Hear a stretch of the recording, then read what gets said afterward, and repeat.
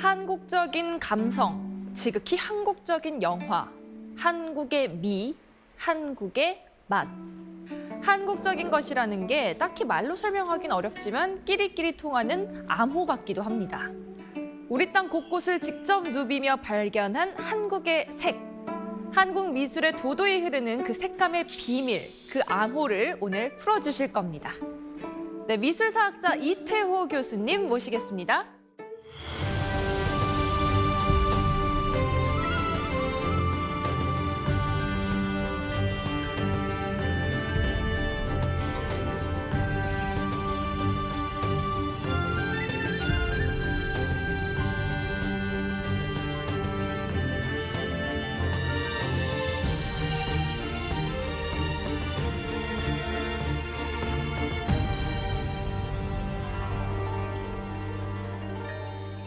네, 교수님 안녕하세요. 네, 반갑습니다. 네, 미술사학자로서 발굴 현장에도 굉장히 많이 참여를 하셨을 것 같아요. 좀 기억에 남는 현장의 순간들이 있을까요? 오늘 주제하고 관련해서도 그렇고요. 네. 제가 2006년에 평양 지역에 있는 고구려 고분벽화 안에 들어가서 실견하고 조사하고 했던 일이 있었어요. 그리고 거기서 이제 고구려의 색깔을 통해서 야, 이게 우리 한국의 색이구나 하는 거를 이렇게 느끼게 됐죠. 네, 고구려의 고분 벽화부터 현대 회화까지 굉장히 기대가 되는데요. 그럼 한국의 색 지금 바로 만나볼까요? 예.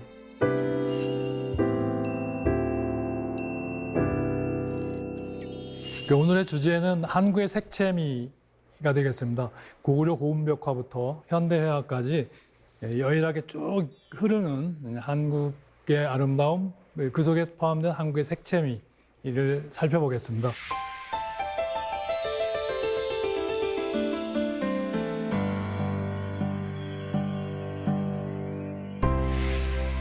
우리가 한국의 색 그러면 대체로 이제 그 동아시아를 통으로 해서 중국, 한국, 일본의 그 색 개념이 대체로 오방색을 얘기하죠. 그래서 동서, 남북, 중앙 이렇게 해서 이제 5가지 색깔을 얘기하는데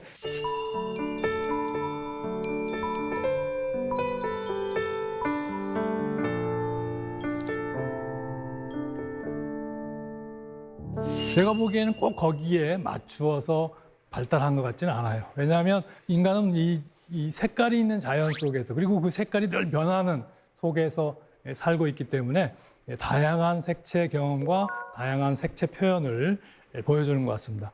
무속신앙에서도 이 오방색 기를 쓰기도 하고 그다음에 이 처형무화 같은 그런 무용에서 전통 무용에서 대표적으로 중앙의 노란색과 동서남북의 처형이 춤을 추는 장면을 보실 수가 있죠.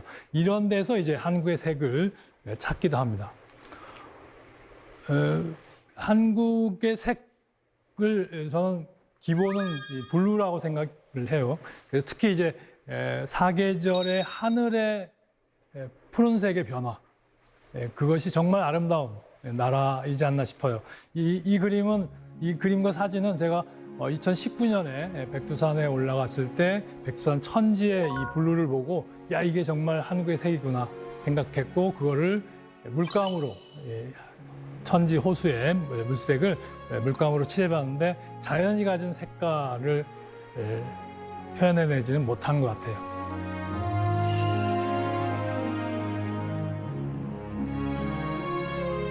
(2006년에) 평양 지역에 있는 고구려 고분벽화 8개의 고분을 들어가서 사진 찍고 조사하고 그 색깔들을 무슨 색깔을 썼는지 이 체크를 함께 했어요.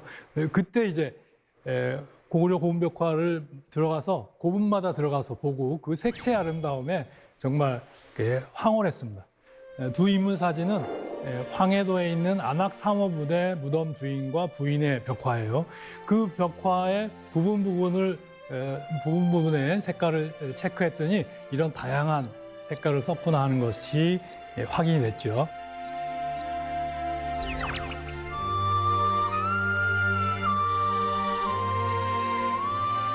그럼 위에 무덤 주인이 들고 있는 손부채 부분을 살펴보겠습니다. 정말 붉은색이 아름답죠. 붉은색은 세 가지 종류네요. 이 옷주름에 있는 주황색, 그리고 귀면이 그려진 손부채에 있는 그 빨간색 계열, 그리고 옷에 입힌 젓갈색, 이렇게 세 가지 붉은색을 보여주는데요. 이 붉은색의 물감 안료를 아주 세부적으로 살펴보면요, 크게 보면 두 가지예요. 아래 주황색, 옷주름에 있는 색깔은 물감이 아주 단단하게 덩어리진 모습이고, 그 다음에 부채에 그려진 붉은색을 이렇게 돌에 이렇게 스며 있지요.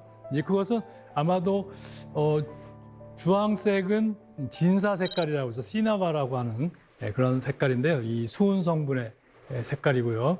그 다음에 이제 붉은색은 부채의 붉은색은 이렇게 돌 위에 녹아 있는데 이거는 이제 철분, 헤마타이트라고 하는 그런 철분이 함유된 색깔이죠. 그래서 이런 색깔은 지금 우리가 쓰고 있는 그런 물감색하고 같은 거예요. 그래서 이미 1500년, 1600년 전에 고구려 사람들이 개발한 물감을 지금 우리가 쓰고 있다고 보시면 되죠.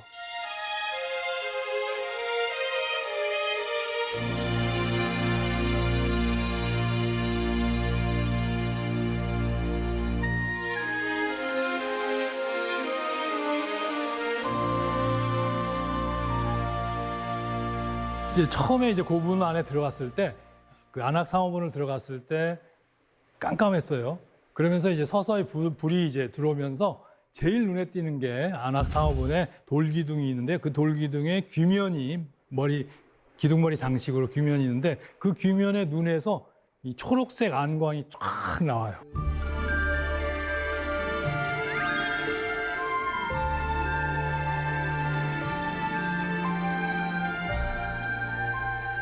그래서 대단히 감동적이었는데, 바로 이제 이 초록색의 아름다움을 물감으로 구현한 거죠.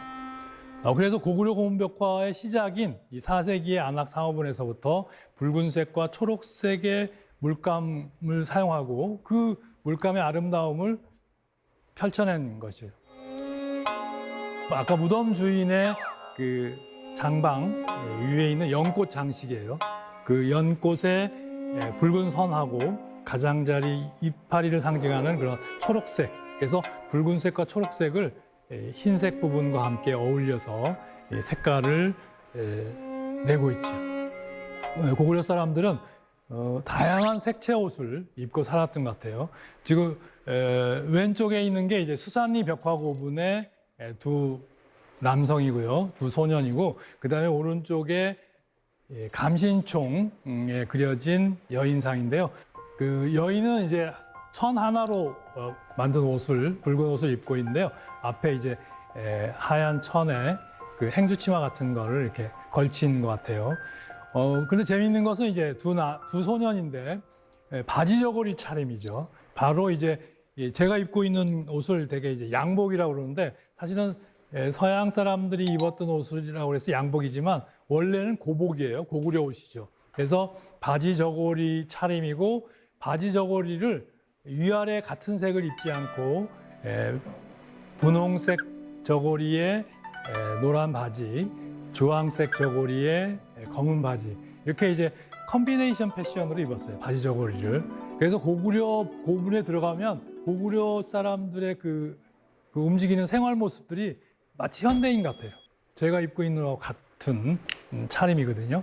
그다음에 이제 머리는 검은 두건을 이렇게 묶었죠.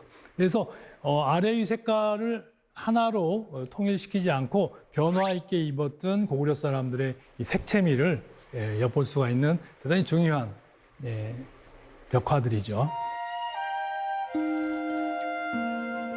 그 유명한 이제 통구에 있는 무용총의 사냥 장면이에요.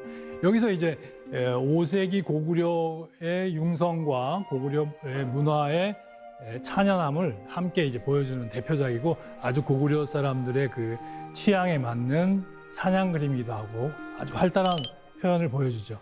여기서 재미있는 것은 이 산이, 그 사냥하는 사람들의 아래쪽으로 산이 그려지는데, 산 주름들이 이제 평면화되어 있지만 산 색깔이 달라요. 그래서 맨 앞에 있는 산은 흰 산, 그다음에 중간에 붉은 산, 멀리 노란 산, 이렇게 해서 이 색을 가지고 원근을 원근 개념을 표현하고 있음을 보여주죠. 8개의 고분 중에서 가장 아름답고 화려한 색채미를 갖고 있는 것은 진파리 4호분이었습니다. 진파리 1호분과 함께 있는 진파리 4호분은 이 천정의 연꽃 무늬와 여러 가지 장식들이 이 초록색, 붉은색, 노란색, 이 갈색, 금색 이런 걸로 아주 화려하게 치장된 그런 벽화 고분이었어요. 제가 이제 고분 벽화를 조사할 때 그때 5월 달이었습니다. 그러니까 평양의 봄이 만개할 때였는데 그때 바로 이제 살구꽃, 진달래, 개나리가 막 어울려서 이 녹색과 함께 어울려서 봄을 갖고 있었는데요. 그 장면이 바로 진파리 4호분에 그대로 재현돼 있다. 이런 생각을 해봤어요.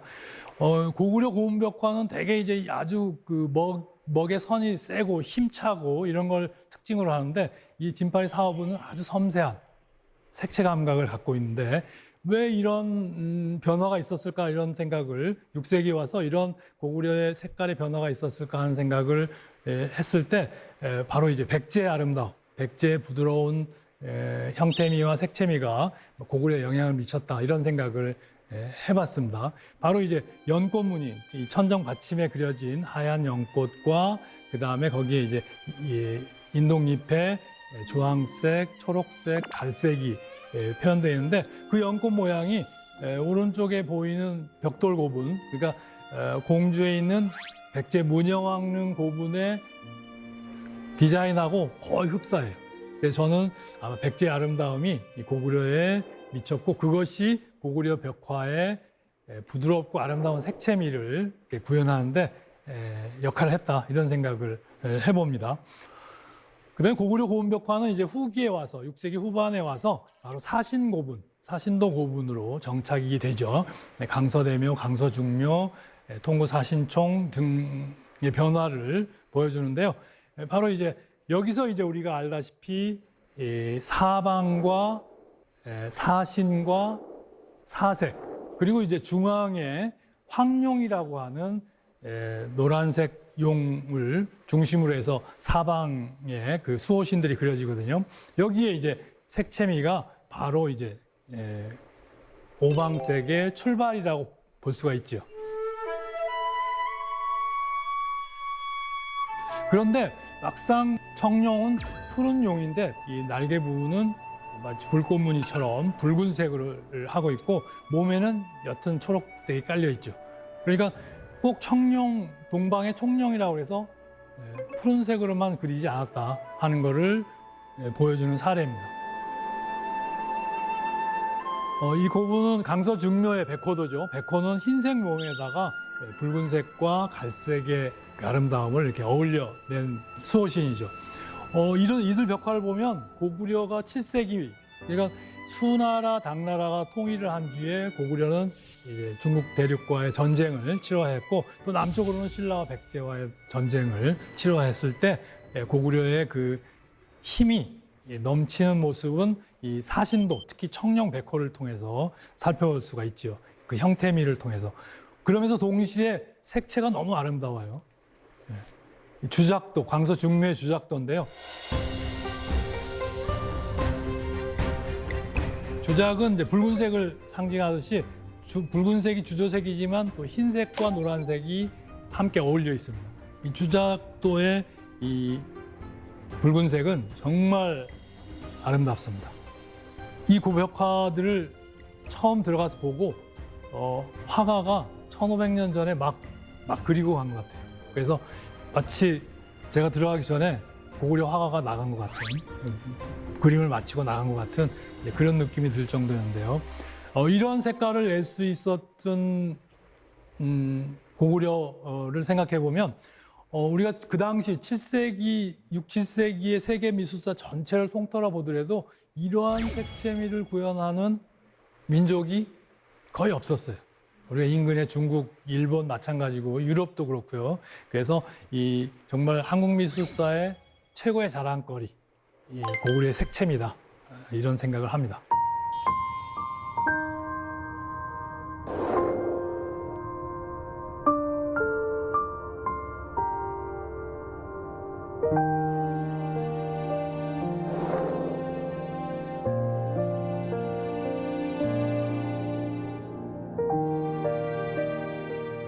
그다음에 이제 고구려의 그런 이 응원한 힘이 이 현무도를 통해서 구현이 되는데요.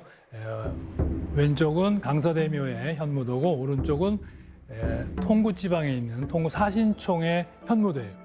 이 서로 이 뱀과 거북이 엉켜서 으르렁대면서 당시 으르렁대는 그런 이미지는 당시 고구려의 그 전쟁 기간에 있었던 고구려의 힘을 잘 보여줍니다. 그래서 이제 우리 어떤 선배 미술학자는 고구려가 갑자기 왜 망했냐, 이 벽화를 보더라도 최고의 절정에 있었던 고구려가 하강기, 매너리즘이라는 시기 없이 고구려가 패망한 것을 아쉬워하고, 또 하나는 고구려가 이렇게 외세에 의해서 멸망했지 고구려 내부의 멸망 요인이 적었다, 뭐 이렇게 해석하는 분도 있는 것 같아요.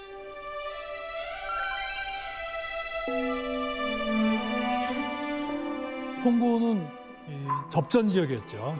중국 대륙과 수나라, 당나라와 전쟁했던 접경 지역의 통구 지역의 7세기 벽화들은 더욱더 화려합니다. 평양 지방에 있던 형상의 힘찬 모습에 반해서 통구 지방은 보다 더 그 색깔의 아름다움을 취했던 것 같아요. 왼쪽에 있는 건 통구 오해분 사오묘의 비천이죠. 노란색 옷을 입고 있고 가슴에 장고를 걸고 연주하는 모습이에요. 지금 하늘에서 천이자락을 날리면서 내려오고 있고요. 그다음에 오른쪽은 분홍색 옷을 입은 사람의 몸인데 얼굴은 소예요. 그래서 당시 농사신의 그런 개념으로 해석하기도 하는데, 이렇게 노란색, 분홍색 이런 색깔을 정말 아름답게 잘 내고 있고요. 특히 천정의 모서리 부분에 해신과 달신이 이렇게 만나고 있어요. 고구려 고운벽화 가운데 가장 화려한 색채 감각을 가진 벽화예요. 해신과 달신. 마치 천정의 모서리에 오른쪽에 해신, 왼쪽에 달신을 배치해서 서로 만나는 것 같은, 서로 마주보고 있는 것 같은 구성을 한 것도 정말 대단하죠. 그래서 해신과 달신의 환상의 만남 같은 그런 분위기를 연출했어요. 이 해신과 달신은 상체는 사람이고 하반신은 뱀인 그런 상상의 표현인데요. 특히 달신의 달을 들고 있는 달신의 빨간 날개 옷에 초록색 몸을 대비시켜서 이 초록과 빨강색의 대비, 우리가 처음부터 고구려 고운벽화 처음부터 쭉 살펴왔듯이 이 빨간색과 초록색의 대비가 두드러집니다. 사실은 이 빨간색과 초록색은 서로 밀어내는 색이에요. 우리가 미술 시간에 배웠듯이 보색 대비의 색깔이거든요. 그래서 저희 어렸을 때 학교 다닐 때 미술 시간에 초록색과 빨간색을 나란히 칠하면 미술 선생님이 잘못 칠했다고 그랬는데, 그럴 정도로 서로 이제 어울리지 않는 색깔인데 그거를 어울려낸 게 고구려 색깔이고, 한국인의 특유의 혹은 개성적인 그런 색채 감각이다, 색채 배합이다, 이런 생각을 하게 하는 아주 고구려 벽화 중에 가장 최고의 색채미를 보여줍니다. 교수님, 사실 요즘에도 보색 대비가 되는 옷을 입으면은 와, 패셔니스타다 이런 얘기를 할 정도로 감각적이다라는 말을 듣는데요. 고구려가 좀 그렇다라는 느낌이 들었어요. 보색 사용이 굉장히 인상적인데 이때 이런 패턴이 유행했던 이유가 있을까요? 우리가 고구려 그러면 전쟁, 싸움, 호전적임, 기상, 응원함 이런 거를 떠올리는데, 사실은 고구려도 굉장히 학문적으로도 다졌고 그 다음에 이제 문화적으로도 융성했던 나라 같아요. 그것이 바로 색채미죠. 그래서 이 고구려의 색깔들은 고구려가 물감을 발전시킬 수 있는 그런 과학적인 능력, 그리고 이런 색깔을 내서 조합할 수 있는 그런 기량을, 국가적인 기량, 문화적인 기량을 갖고 있었다고 봐야죠. 사실 이런 벽화가, 고구려 벽화가 한 100개가 넘거든요. 근데 동시기에 중국에 몇 개 안 돼요. 그리고 아까도 말씀드렸듯이 세계사 전체를 통틀어서도 이렇게 색채를 잘 쓰는 나라, 잘 쓰는 민족의 그 미술사적인 성과가 별로 없어요. 지금 고구려가 7세기, 6, 7세기의 최고의 나라였다, 이렇게 얘기할 수도 있을 것 같아요. 색채만 보면. 삼국시대 고구려 백제 신라가 통합되는 그런 어떤 권력, 왕권을 중심으로 한 그 사회 체제가 이루어지면서 그 왕의 권위를 혹은 이 고위 관료 귀족들의 권위를 드러내는 게 바로 이 금관이죠. 그래서 고구려나 백제나 신라의 그 왕으로 추정되는 그런 고분에서 출토되는 금관 혹은 금관 장식을 보면 정말 화려하죠. 그러니까 고구려 고분벽화에 있었던 색깔과 어울려서 금색으로 마무리했다 이런 생각을 들게 합니다. 삼국시대 후기에 오게 되면 완연하게 이제 불교 사회가 정착이 되고 신라는 이 불교를 토대로 해서 삼국을 통일했고 또 전 국민을 전 국토를 불교화 하려고 시도했지요. 그래서 불교에다가 이제 집중적인 투자가 이루어지고 그러면서 이제 잘 알다시피 석굴암 본전불과 같은 조각이 만들어지고 불국사에 석가탑이나 다보탑 같은 그런 조형물들이 서게 되죠. 이때 이제 삼국시대에서 이제 신라 통일기로 이제 전환이 되는 시기에 바로 이제 솔거 같은 화가가 출연합니다. 그래서 솔거가 황룡사 담에 노송을 그렸는데 얼마나 잘 그렸는지 생생해서 참새가 소나무인 줄 알고 앉으려고 날아와서 벽에 부딪히고 떨어졌다는 얘기가 있을 정도로 정말 사실감 남은 자연의 색깔과 똑같은 색깔의 그림들이 그려졌던 걸 알 수가 있고 그런 그림이 이제 실제 남아있는 게 없는데요. 이 화엄경 변상도 그림이 유일하게 남아있습니다. 그 자색 종이에 금으로 그린 부처님과 부처님의 세계를 담은 게 남아 있고요. 아무튼 그 석굴암 본전물이 가졌던 그런 석굴암의 조각물들이 가졌던 그런 우아함을 이 그림이 가지고 있죠. 그래서 이런 신라의 색깔이 화려했을 텐데 불국토를 추구하면서 화려했을 텐데 현재 이제 남아 있는 사례가 없는 게 아쉽죠. 고려 시대에 와서 불교가 더욱 융성해지면서 혹은 정말 불교가 전 나라의 그 종교로 자리 잡히면서 많은 불화들, 불상들 제작이 됐고 거기에 이제 한국의 색채를 자랑할 만한 고구려 고분벽화에 이어서 한국의 색채를 자랑할 만한 최고의 색깔 그림들이 출현합니다. 지금 이 조각상, 나무로 만든 조각상에 채색을 한 조각상인데 휘랑조사. 이 휘랑조사는 그 고려가 건국할 때 왕건의 오른팔 역할을 했던 승려로 알려져 있습니다. 정말 화려한 색채 감각을 생활 속에서 표출하고 있는 것을 보여주죠. 특히 붉은색이 눈에 띄고 붉은색과 초록색의 선의 그 가사를 볼 수가 있습니다. 특히 고려 후기의 불화의 시대를 맞게 되죠. 아주 화려한 채색의 불화들이 발달하는데요. 특히 14세기에 그려지는 이 고려 불화들의 이 붉은색 색채 감각과 거기에 금색 원형의 그 문양들은 정말 아름답습니다. 이 세계 최고의 색채미, 당시 중국 사람들도 고려의 이 불화를 최고의 섬려함을 갖춘 색채 감각을 칭찬하고 있습니다. 그래서 그 아미타열의 법위에 붉은 법위에 장식된 그 금색 꽃무늬를 보고 계신데요.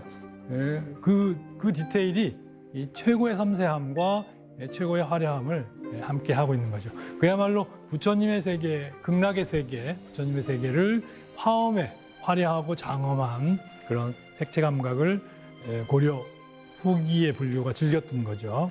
특히 고려 후기에는 이 관세음 보살, 수월관음이라고 하는 관음보살상이 즐겨 그려지는데 그 아래 발 아래에 있는 바로 이제 선제동자의 모습을 보고 계십니다. 아마도 고려 불화 중에 제일 크기가 크고 가장 아름다운 불화로 알려져 있고요. 바로 이러한 고려 불화가 가진 섬려함, 붉은색과 흰색과 금색의 그런 조화로움의 우아함이 이것이 이제 조선시대로 이어지게 되죠. 그 조선시대는 우리가 잘 알다시피 불교가 쇠퇴한 걸로 알고 있지만 숭유억불 정책으로 정치적으로 불교가 밀렸지만 불교는 불교대로 여전히 큰 발전을 이루게 되거든요. 그러면서 이제 14세기 고려 불화에서 15, 16세기의 조선 불화로 넘어오면서 고려의 섬세함은 딱딱해지지만 화려한 초록색과 붉은색의 색채 감각은 그대로 계승이 돼서 조선시대 불화의 화려함을 불교의 역할을 또 잃게 해줍니다.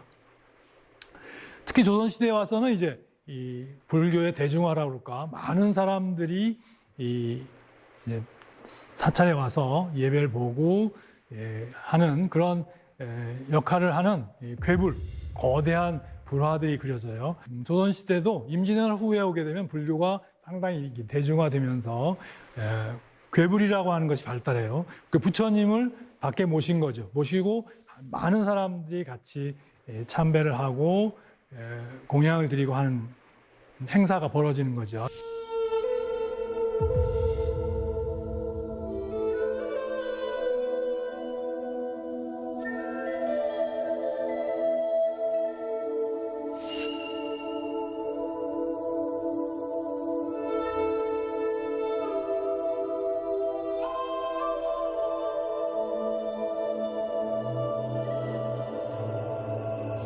이렇게 이제 불교가 화려함을 유지하고 있을 때 조선은 잘 알다시피 유교의 나라였고 그 유교 선비들의 세상이었죠.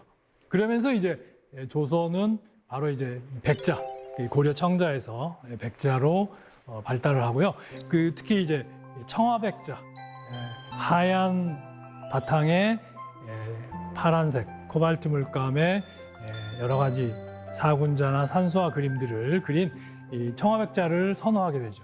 그러니까 그런 붉은색, 초록색의 감각과는 대비되는 당시 조선을 지배했던 상류층들의 또한 문화가 형성이 된 거죠. 그것은 유교를 토대로 했고, 그러면서 결국 이제 조선 후기에 오게 되면 완연한 문양을 넣지 않은 순백색의 다랑아리가 만들어지고, 특히 요새 와서 이제 한국 미술사의 가장 한국적인 아름다움을 우리 다랑아리를 들고 있고 다들 좋아하고 있죠. 이 백색이 사대부 문화 속에 하나로 이제 정착이 된 거죠. 그건 아마 성리학적인 의미로 보면 바로 이제 바탕이 깨끗한 그 더럽혀지지 않은 바탕색, 흰색 이렇게 이제 규정을 하게 된 것 같습니다. 그러면서 동시에 조선시대에 들어와서는 회화가 수묵화의 발전을 보게 되죠. 수묵산수화나 수묵화로 풍경을 그리고 그 다음에 정물을 그리고 새와 꽃그림을 그리는 그런 전통이 생기죠. 이것이 이제 유교 성리학 사회의 한 문화적인 특징이라고도 볼 수가 있겠습니다.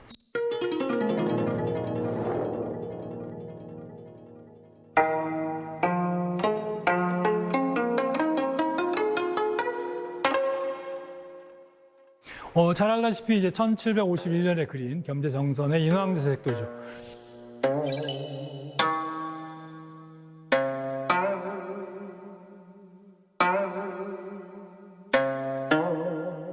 그러니까 인왕산의 자연색을 버리고 순먹으로만 인왕산의 모습을 표현한 거죠.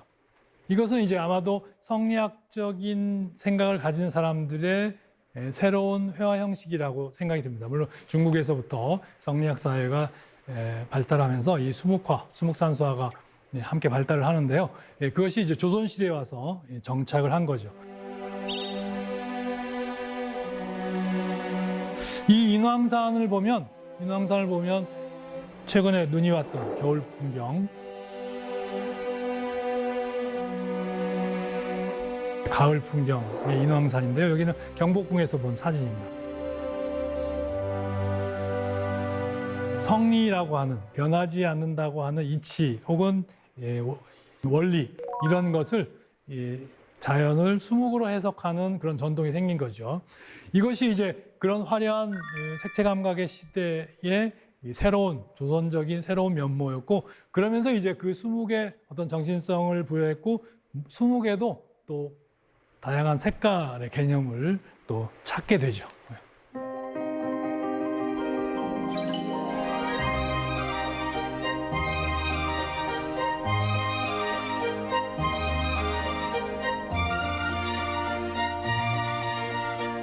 특히 정조 시대에 와서 그 색채 화려함이 그 사회에 어떤 역할을 했는지를 잘 보여주는 게 이 수원 화성 능행도.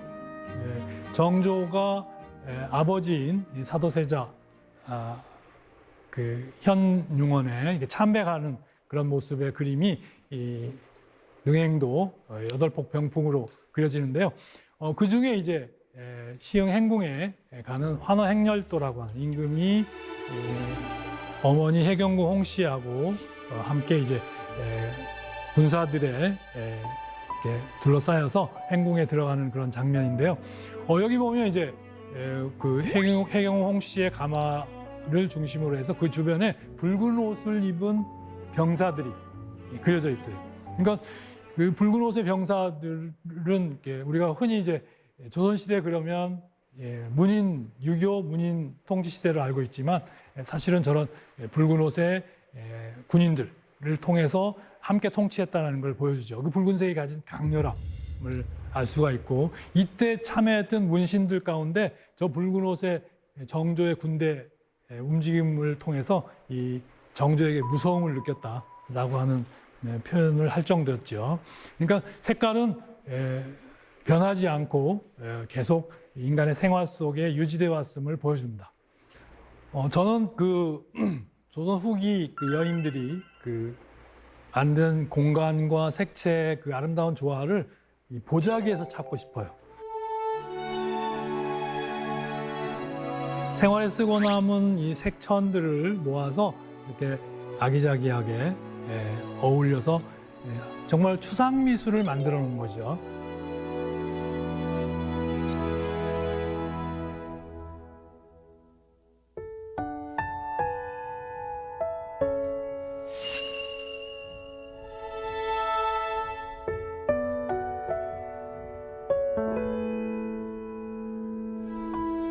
(20세기) 초반에 모더니즘을 이끈 추상 미술을 이끈 몬드리앙이라는 화가 다 아실 거예요.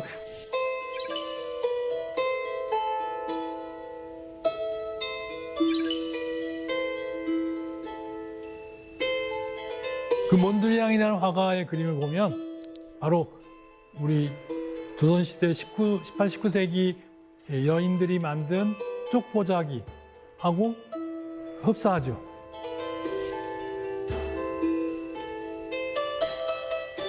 이 몬드리앙이라는 화가가 아마 20세기 초에 한국에 답사 왔다가 우리 옛날 할머니들이 만든 이 쪽보자기 보고는 붓을 꺾지 않았을까 하는 생각이 들 정도예요. 그죠? 바로 이러한 그 구성 감각과 색채 감각을 생활 속에서 자연히 이렇게 우려낸 것이 우리 한국 미술의 자랑이다 생각을 해봅니다.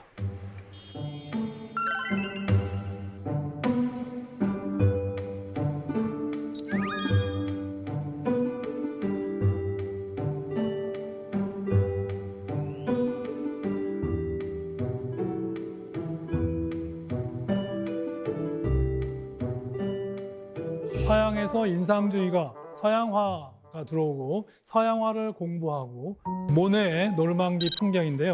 유럽도 혹은 서양도 19세기 후반이 오면서 인상주의가 출현하죠.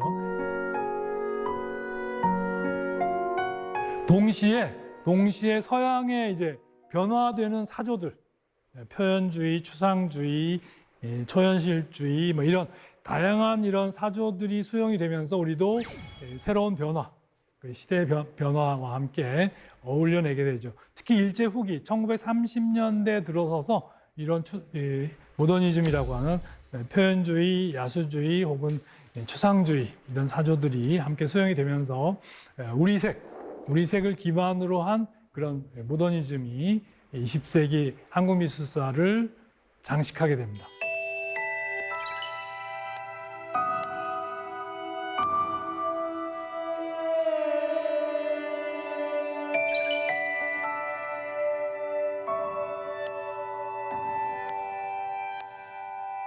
김환기의 1930년대 론도라는 추상화인데요. 얼핏 보면 사람의 이미지가 보이죠. 이렇게 해서 생면 추상을 했는데요.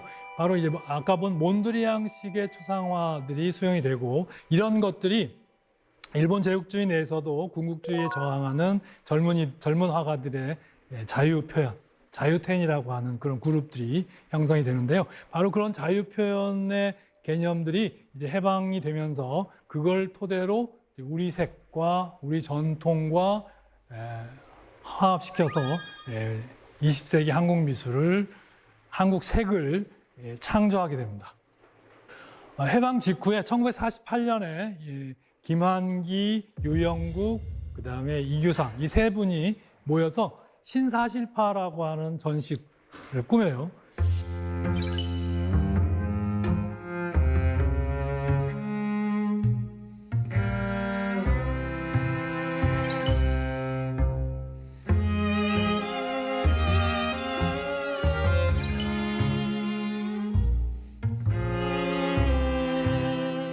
사실이라고 하는 것은 눈에 보이는 대로 그린다라고 하는 것인데 여기에 신자를 붙여요.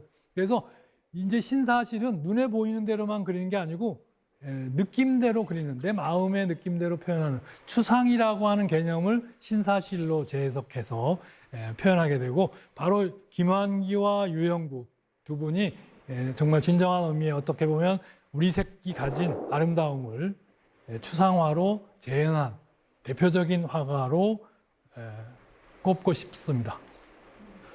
김환기는 이제 50년대 달과 항아리와 학과 하늘과 산과 달 이런 것들을 이미지화해서 단순화하면서 거기에 이제 우리 색깔이 가진 아름다움을 정착시켜 내게 되죠. 이 그림 보면 이제 세 칸을 나누어서 해와 달과 항아리를 그리고, 그 다음에 새와 구름을 위에 띄우고, 그 다음에 횡으로 가르는 까만 선에 매화꽃을 피워낸 거죠. 그러면서 이제 블루를 기반으로 해서 분홍색의 아름다움을, 혹은 흰색의 학을 조화시키고 있고요.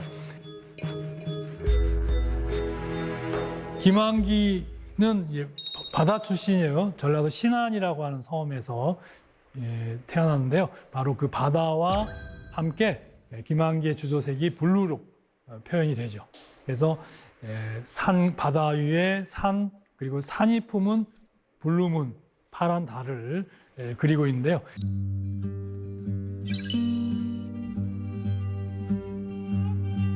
이게 이제 김환기의 한국인이 가졌던 색채 감각을 우려낸 그런 모습입니다. 김환기는 60년대 중반에 오면서 뉴욕에 가서 한국에서 그렸던 산과 달과 꽃과 새와 항아리의 이미지보다 순수 추상화의 색채 감각의 그림을 그리게 됩니다. 그런 그 김환기의 60년대 중후반의 그림을 보면 되게 구도 자체가 가운데에서 십자 형태를 이루고 있다 그래서 십자 구도 이렇게 얘기를 하는데요. 바로 그 김환기의 채색화들은 바로 쪽보자기, 조선시대 여인들이 했던 쪽보자기의 이미지하고 많이 이렇게 겹치죠.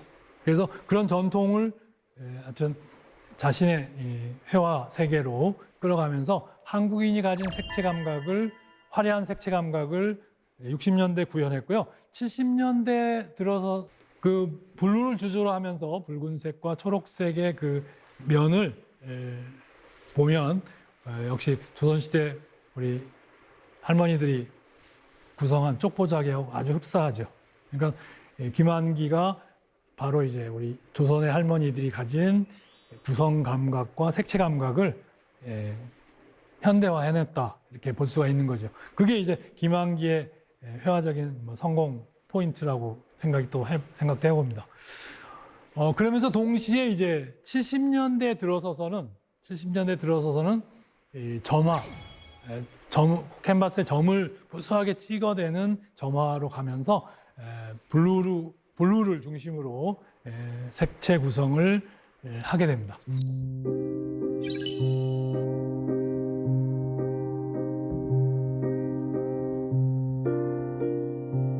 김환기 그림이 크리스티에 나가서 130억에 팔린 우주라고 하는 1971년 작품이에요.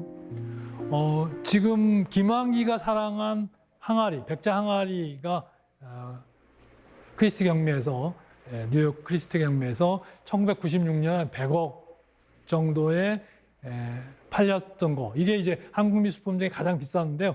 드디어 김한기가 십몇 년 만에 더 높은 가격을 형성하는 그런 모습을 보여줬는데요. 바로 이제 김한기의 이 블루와 점과 어떤 바다와 우주 이런 개념들이 추상화되면서 한국인 색채 감각의 블루나 블루 그레이를 끌어내준 사람이라고 생각이 듭니다. 동시에 이제 유영국과 김한기가 잘 대비가 돼요. 같이 신사실파를 시작했고 같은 추상화와 색채화를 이렇게 표현했는데요. 재밌는 비교가 유영국은 동해안 출신이에요. 울진 사람이고요. 그 다음에 김한기는 서해안, 신안 출신이에요. 동해는 청명한 블루고 서해 바다는 약간 탁해요. 뻘물이어서 대신에 다양한 변화를 갖고 있는 게 이제 서해 바다이기도 하죠. 그래서 김한기의 그림은 그 점화의 블루가 약간 회색조로 가요.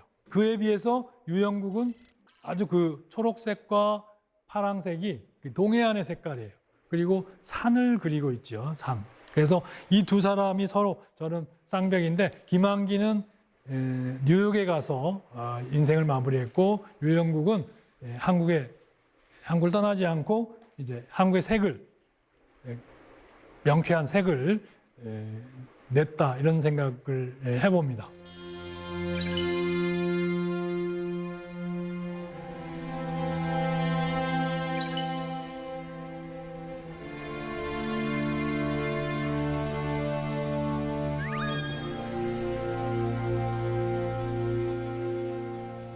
저는 개인적으로 답사를 다니면 늘 이제 해 뜨고 달 뜨고 해 지고 달 지고 하는 걸 꼭 유심히 보고해야 되는데요. 한국의 색깔이 가진 아름다움은 바로 그런 해 뜨고 해 지면서 가진 순간의 변화들. 그 자연색이 가진 아름다움은 이 일출과 일몰, 월출과 월몰에서 만날 수 있다 이런 생각을 합니다.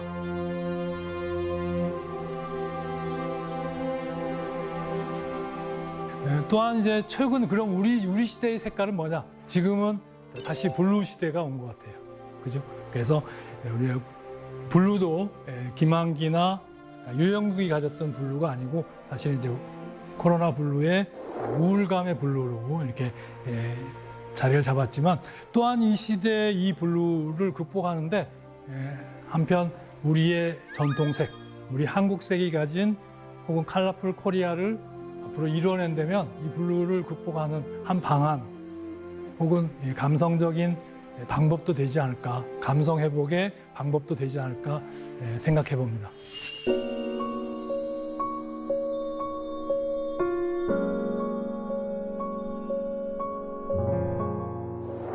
네, 오늘 교수님 강연 잘 들었습니다. 네, 마지막에 감사합니다. 네. 코로나 블루 얘기를 해주셨는데 블루라는 말이 요즘에는 조금 우울감이라는 뜻으로 쓰이다 보니까 좀 부정적인 느낌이 많이 드는 것 같아요. 그런데 강연을 듣다 보니까 사실 블루, 이 파란색이 또 가장 한국적인 색이다라고도 말씀을 해주셨잖아요. 그래서 어떻게 보면 우리가 이 시기를 조금 더 청량하고 맑고 힘있게 극복을 할 수도 있지 않나 하는 기대감도 좀 느껴지는 그런 강의였습니다. 네, 감사합니다. 네, 오늘 사색의 공동체 여러분도 궁금한 게 굉장히 많으실 것 같은데요. 저희가 미리 질문을 좀 받아봤습니다. 자, 첫 번째 질문부터 만나볼까요?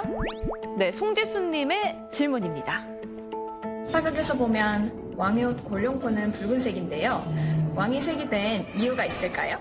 이 붉은색이 왜 왕의 색이 됐을까요? 그 중앙이죠, 임금은. 네. 그 특히 중앙 집권적인 체제 속에서 임금이 아주 절대적인 중앙인데 원래 중앙색은 황색이어야 돼요. 그죠? 황색인데 그 당시 조선이 이 세계를 인식하는 개념 자체가 중국이 중앙이라고 생각을 했었죠. 특히 이제 숙명 사상이나 이 사대 의식이 또 있었고요. 그러니까 중국의 황제가 노란 옷을 입었으니까 조선의 황제는 노란색은 피하는 게 좋겠다는 생각을 한 것 같아요. 네. 그래서 붉은색만이 아니고 이 파란색도 입었고요. 그런 중앙의 노란색을 피하고 있다가 이제 고종 황제에 와서 네. 이제 대한제국을 선포하고 이제 황제가 우리가 중앙이니까 내가 노란색 골룡포를 입겠다 해서 노란색 골룡포를 입게 되죠. 자, 그럼 이어서 바로 다음 질문 만나보도록 할게요. 안유현님의 질문입니다. 예부터 우리 민족을 대기민족이라고 하는데요. 흰옷을 고수한 이유가 있나요? 19세기에서 20세기로 전환되면서 조선이 어려운 상황, 경제적으로나 정치적으로나 사회적으로나 어려운 상황에 처해 가면서 나타난 현상일 수도 있겠다 이런 생각을 해요. 특히 이제 백색 옷을 입은 것은 이제 우리 그 면직물, 네. 삼배나 못이나 이런 것들이 비단 옷을 많이 안 입었으니까 염색하기가 좀 불편한 섬유의 바탕색을 그냥 입다 보니까 그것이 빨고 이제 입다 보니까 하얀색이 됐고 그걸 서양 사람들이 보고 흰색의 나라라고 하지 않았는가 하는 생각을 해봐요. 네, 뭐 다양한 옷 색깔을 즐겨 입었지만 그래도 백이민족이라는 뜻을 가진 거는 또 우리의 강인함과 그만큼 또 깨끗한 정신이 담겨 있지 않나 이런 생각도 드네요. 예, 아무튼 이 백색의 의미를 되새기면서도 한국인이 가진 색깔, 네. 화려했다. 그리고 그 화려함을 이 자연과 함께 했다. 이게 더 중요할 것 같아요. 아, 네, 오늘 좋은 말씀 고맙습니다. 네.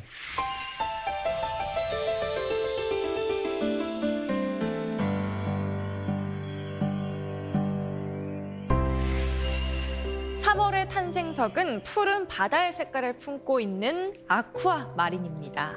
이 보석은 용맹과 총명 그리고 침착함을 상징하고 행복과 영원한 젊음을 뜻하기도 하죠. 네, 그래서 중세인들은 아쿠아 마린을 몸에 지니면 통찰력과 미래를 예견하는 능력이 생긴다 이렇게 믿었는데요.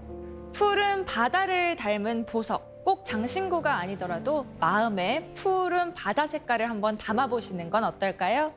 사색의 공동체 스미다. 저희는 다음 시간에 다시 찾아오겠습니다. 님 꿈꽃과 함께